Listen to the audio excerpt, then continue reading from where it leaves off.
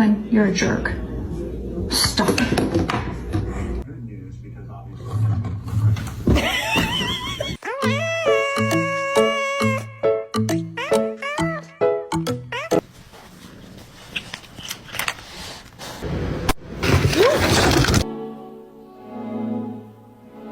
Oh my god!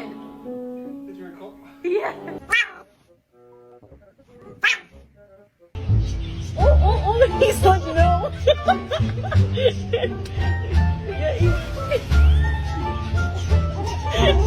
How long has this been going on?